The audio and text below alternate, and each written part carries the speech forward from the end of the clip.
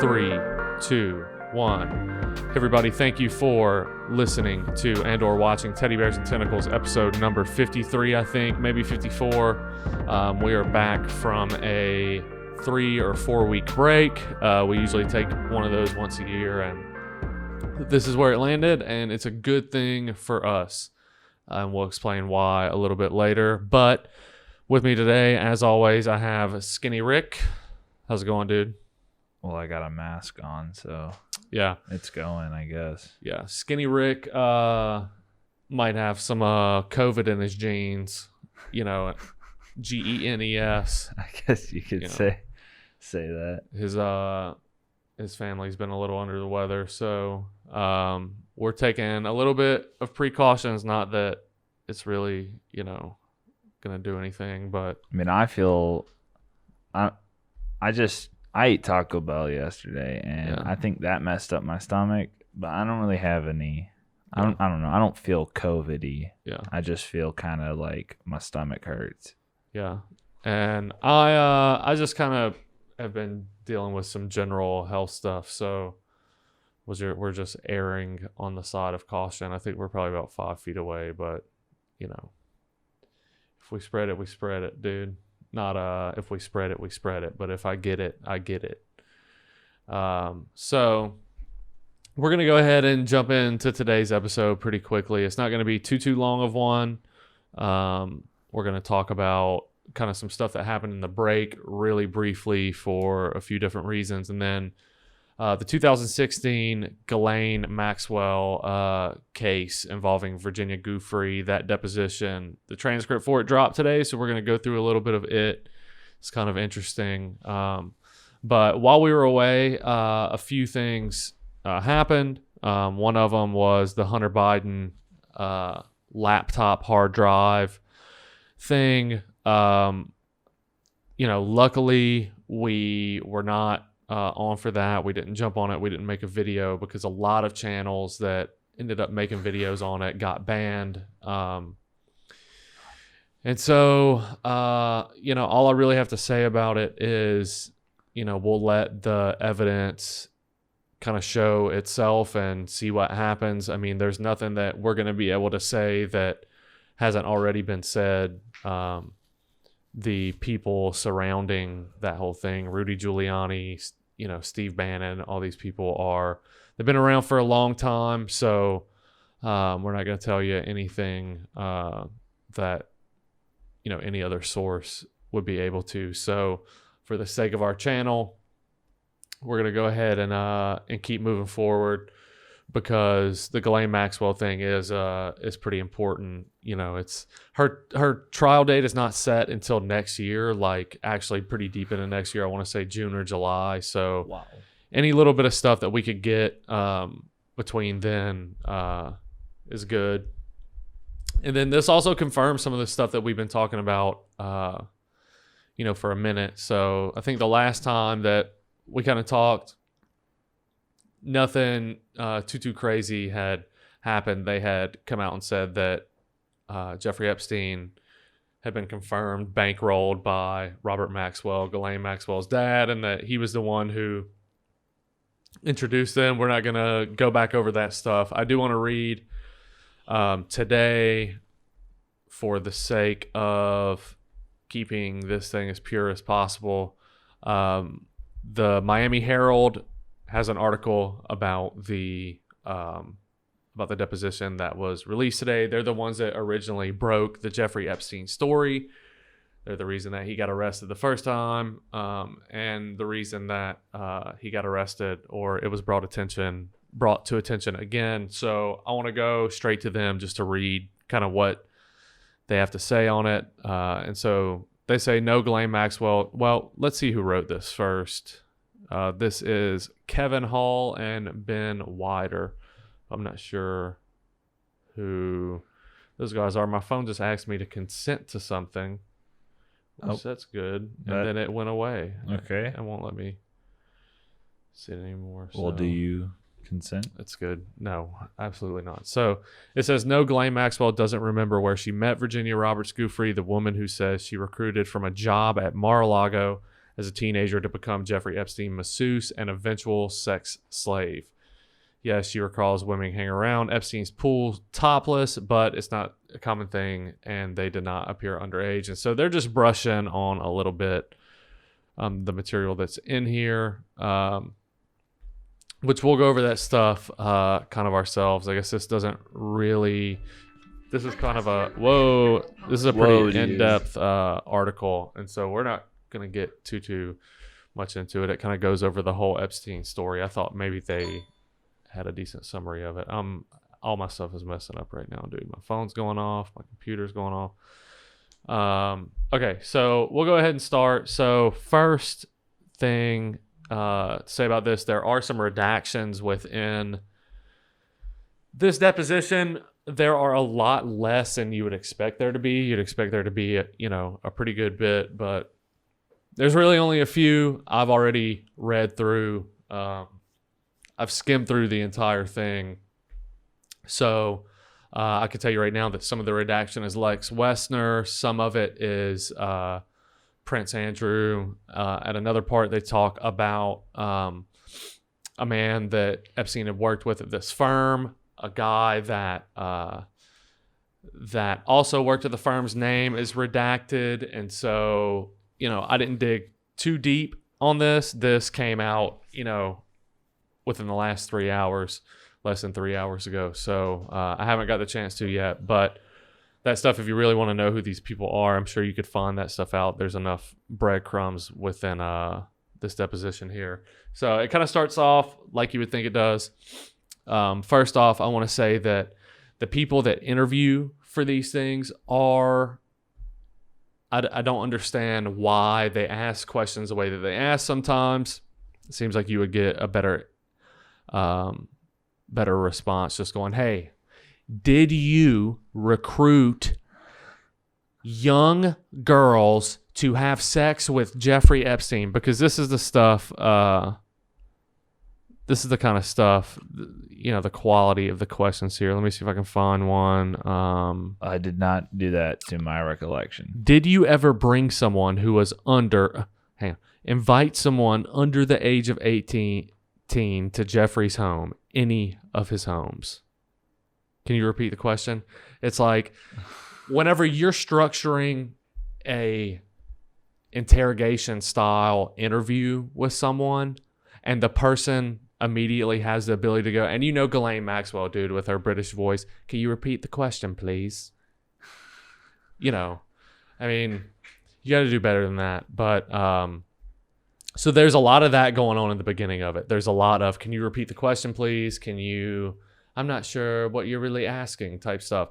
Then it kind of gets into it. She basically denies any of the things that are asked that would incriminate either one of them, Epstein or Ghislaine Maxwell. I'll just go ahead and say that now. So, she does a lot of beating around the bush, like real deal beating around the bush. So they talk about Virginia Giuffre. Ghislaine Maxwell says that her job working for Epstein was to make hires for Epstein. So they're like, so you invited her to his home at 17 years old. And she's like, well, she said that she was a masseuse. It's like, okay, but did you invite her there? He's like, no, well, but she's a masseuse. Oh my God. And then they even asked her at one point, it's like, so one day she just showed up at the door and was like, I'm a masseuse. And she's like, no, I go to gyms and I meet people. And then, I tell Jeffrey that we could use their services, and then he hires them. It's like, okay, dude, she's just beating around the bush like as much basically as possible in this whole thing. So like here, like right here is literally what I was just saying. Did you invite Virginia Giuffre to come to Jeffrey Epstein's home when she was under the age of 18? Of course, with all these questions, Ghislaine Maxwell's attorney, says object to the Foreman Foundation. And then, she answers pretty much every time. Virginia Roberts held herself out as a masseuse and invited herself to come and give a massage. My question is, did you invite Virginia Giuffre when she was under the age of 18 to come to Jeffrey Epstein's home? Again, Virginia Roberts was a masseuse. I'm not asking you if she was a masseuse. I'm asking you if you invited her into Jeffrey Epstein's home.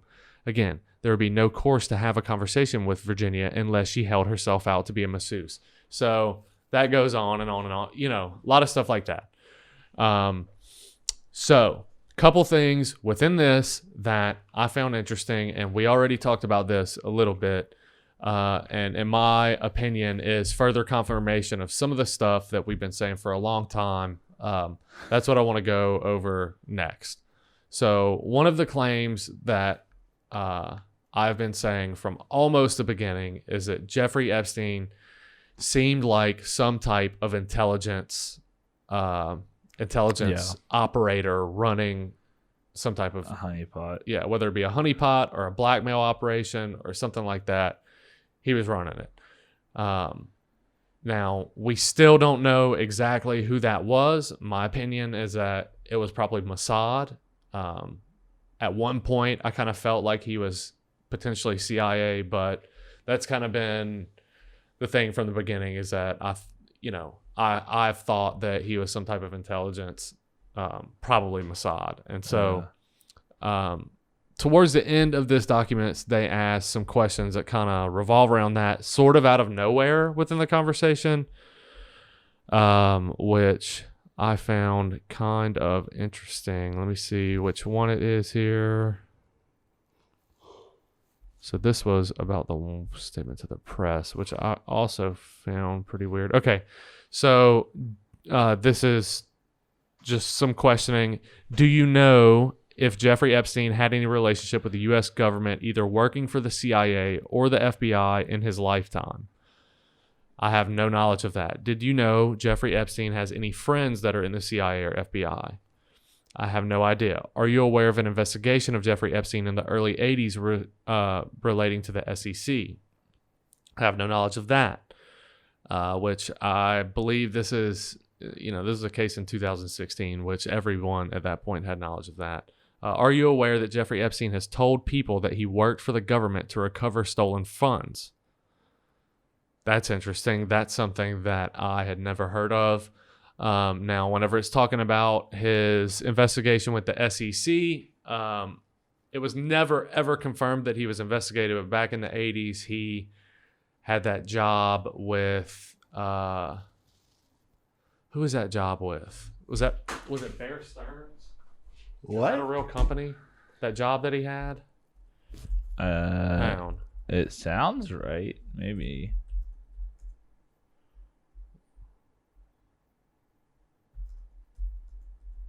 Okay, I'm not making it up.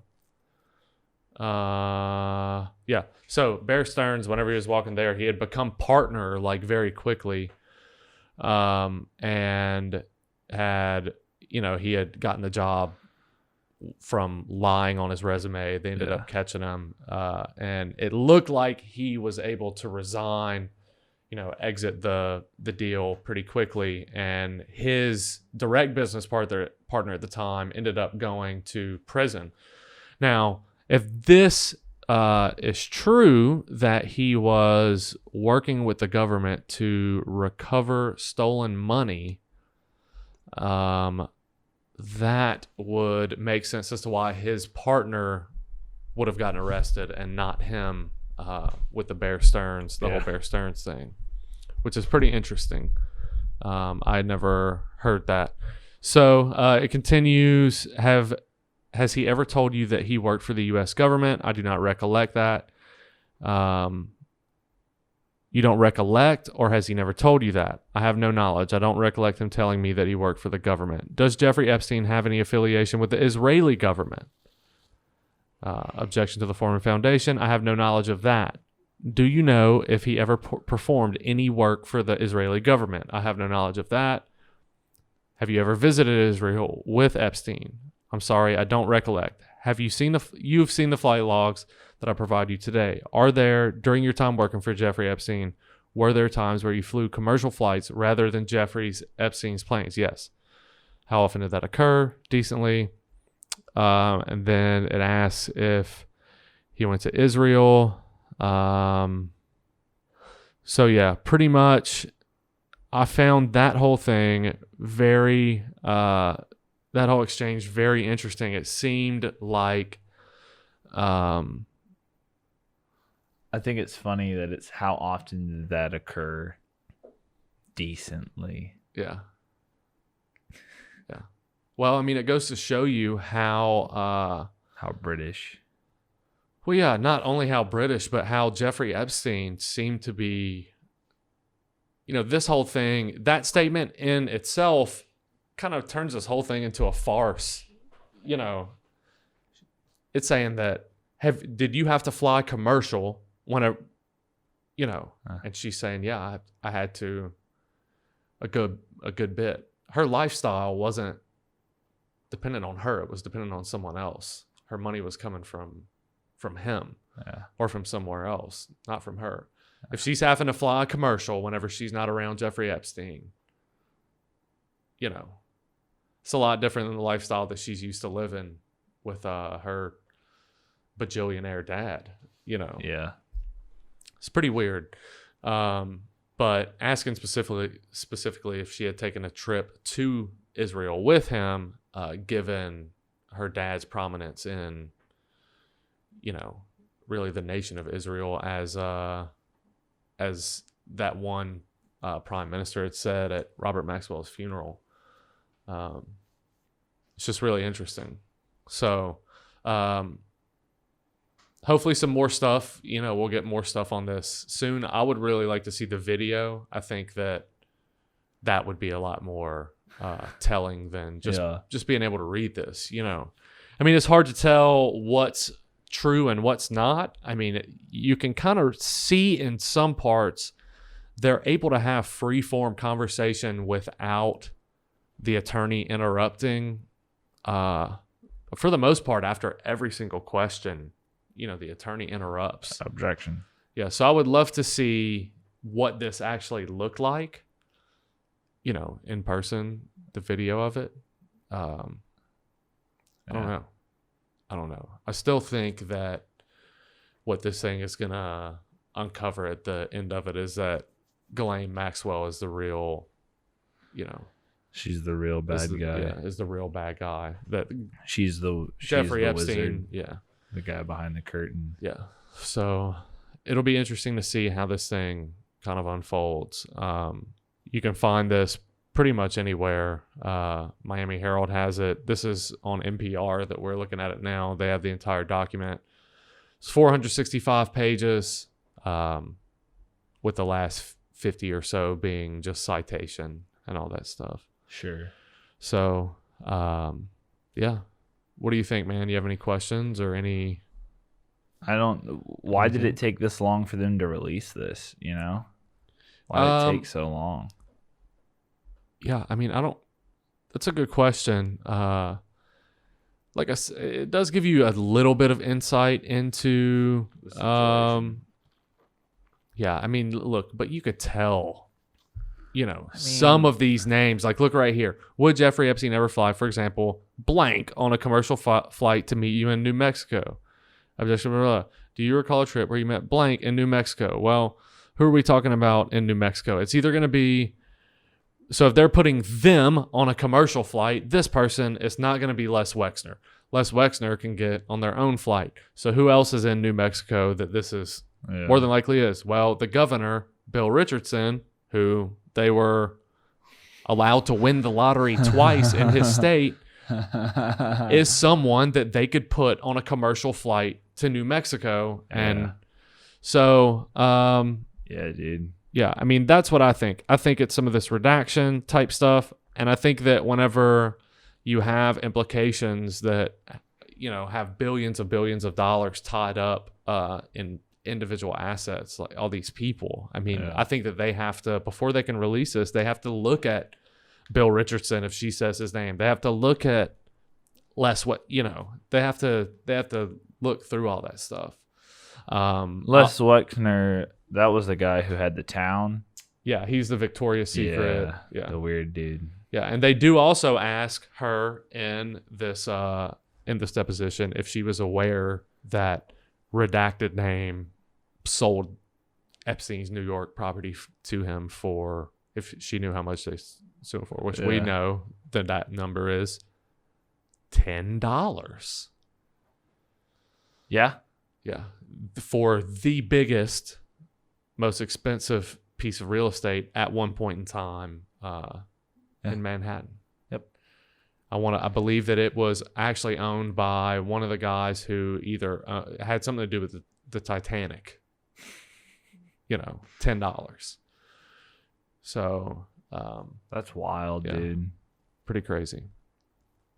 I'll probably be reading through this a couple more times, and we'll dig around a little more and see where we can get. So what about you? Everything's going all right, or what? It's been a minute. Anything you could think of in the last month or so that's been going on that you want to share with probably 17 people? No, not necessarily. I've been to school. Yeah, school started. Yeah. So I'm in college. Yeah. How's that going? It's good. Yeah. It's fine. Yeah. It's happening. Send me a screenshot of your class. It's very college. Some college happening. Yeah. It's all online, which I don't like, but I gotta honestly rather just show up and wash my hands before I go into the room. Yeah. But it's all right. Yeah, I understand. Some people, and I don't know if you're like this, but some people have a hard time I have a hard time being at home sometimes. Whenever I'm working, I get distracted really easily. Yeah. And so I couldn't imagine trying to do school that way. I already have a hard time. I also just don't like having to have my webcam on in my bedroom. Like I don't know. I just don't like people seeing my room. Yeah. It's not like dirty or anything either. Like I keep it clean, but I don't know. It's just weird to have a bunch of people I don't know, looking into my place where I sleep. Yeah. Yeah. I completely respect that, dude. I'm the same way, Most people, whenever you go to their house, they're like, "Oh yeah, check out my house." Like if you've never been there before, that's one of my favorite things about Kat and Robert. Kat will straight up be like, "No, you can't go in there," and it's like, nice. Yeah, that's how it should be. Like this is this person's house. This is where you, So yeah. So school's good. Anything else? Been Scott boarding some more, getting better. Almost landed a 180 the other day. But I didn't land the trick, but I landed on my board. So when I popped up and I went like this, I landed on the board, but then it went. Yeah. And I did the cartoon thing where your feet go up and then you fall. Yeah. Scooby-Doo style. I Scooby-Dooed right onto my hip, except I did, the karate and I did the break fall, slapped the ground when I landed on my side and tucked my head in. Yeah. And it, instead of, breaking my hip, I just scraped and bruised the entire right half of my body. So that was cool. Yeah, that's good, man. It's good. Yeah, I saw a video of Tony Hawk trying to learn how to do I think it was like a fakey big spin or something like that, and he couldn't land it the first several times, and it made me feel good. Not like, oh, Tony Hawk can't do this, but oh, here's this guy who is Birdman, Birdman himself, and he's having to fall a few times to get this. It's just, you always hear everyone starts somewhere, but to actually get to see that process of him learning how to do something. The fact, I guess what made it encouraging is that the process of him trying to land that trick is the same thing for me whenever I'm learning stuff. You can progressively see each time it gets a little bit closer. Yeah. And then occasionally there'll just be one where you completely fail. And then you'll fall. But to see that it just made me feel like I'm doing it right. You know, instead of feeling like I can't land anything, it's just repetition. Sometimes you gotta walk away from it too. Yeah, it's a lot like video games. Whenever like the way that they used to make video games, where you have like a level, you know, and like you literally, if you can't beat this thing, you're restarting. Like you can't progress. You know, like Crash Bandicoot or something like that. It's like sometimes you just gotta. And you'll get it. I think he has a channel. I think Tony Hawk has a channel, like they're doing something. He's doing a lot of stuff. Yeah. The fact that he's still skating is awesome. Yeah. Well, whenever, let's see, I went to Colorado during the break. That was fun. Yeah. And that's pretty much it. I've just been chilling, man. I haven't been feeling great, so I've just been doing that. The whole election thing is just, it's gotten to be so much. I've all but lost complete interest in it, you know. It's a lot. We'll see, man. You know, we'll see. You know, that's all I can really say. I mean, dude, there have been times with other elections where the crazy level seemed very high. Yeah. You know, like the Obama election, for instance, and it was like, yeah, you know, you just had a few people accuse him of being the Antichrist, and then, you know. Well, listen, every administration has its weak points. You could argue whether or not that guy was a good, you know, president, but the level of crazy this time is just wild, through the roof, dude. Bonkers, you know, as the kids say. Yeah, bonkers. Yeah. So yeah, that's pretty much it, man. Nothing else really. Just been chilling, playing some World of Warcraft. Yeah. And I picked up Modern Warfare again. Yeah, you told me that. Yeah. That good luck, you know. Yeah, dude. That's all I really have to say about that. It's been the way that they ended up doing the Xbox or the Apex crossplay. I actually really like, because it leaves less room for just dumb little hackers and modders and stuff like that. So the way, basically, it's like if you're playing whatever you're playing on, that is the server that you're on. So if I solo queue PC, or me and you go PC, we're playing PC. Yeah, we're playing PC. Yeah, and so you have to invite somebody in your party, and then you get on like a mixed server, type thing. So there has to be someone on a different console for you to get put onto. Yeah, and then you will be in a game with mixed consoles. Well, even with Modern Warfare I've been playing, I'm like the only one in these lobbies. Like, me and one other guy usually are the only ones who are on PC. Everyone's PlayStation or Xbox. Yeah. Who's playing, you know? Yeah. So. Yeah. Well, dude, let's get out of here, man. We're going to get some Pokemon. Yep. And some Pokemon bowls. Yeah. And Pokemon, dude. The new Pokemon comes out today. Yep. So if you want to follow us on social media, you can follow me on Twitter. I'm at TBATQuinn. Wait for the lower third. Yeah. Mine is TBATSKINERICK. That is Skinny Rick. T-Bat Skinny Rick. Yeah. Follow me on Twitter. Yeah. Subscribe. Don't follow me in person. Yeah. Send us candy for Halloween, you know? Yeah. COVID's about to catch these hands if I don't get a good Halloween. Dude, I'm already getting the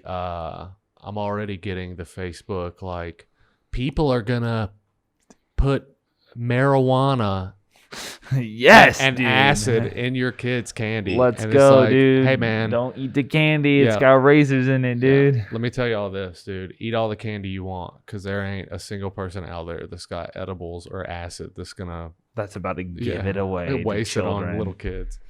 So not unless it's a controlled environment where they can watch it unfold. Yeah, or unless you're Jeffrey Epstein. Yeah. And then that would, also watch out. There's people trying to teach kids lessons about kidnapping out there. They might try to lure you inside. Yeah. Skinny Rick was telling me yesterday about some account that he found. Was it on TikTok? I know it was on YouTube. I think. Yeah, where they entice a kid into a garage or like a house or something. And they get in there and then they like fuss at him. They're like, "Now, why would you talk to strangers?" Yeah. They tell the kid that the candy's downstairs. They gotta come get it. Yeah. And then once the kids come in, they jump out and scare him. Yeah. And when the kids try to run away, the door's locked, and then some lady comes out. And they got him in the basement. They like turn on the light. It's like the whole kid's family. They're like, and the lady's like, "Now, why you?" Now, Jeremy. Yeah. What made you think this was a good idea? Yeah, it's funny.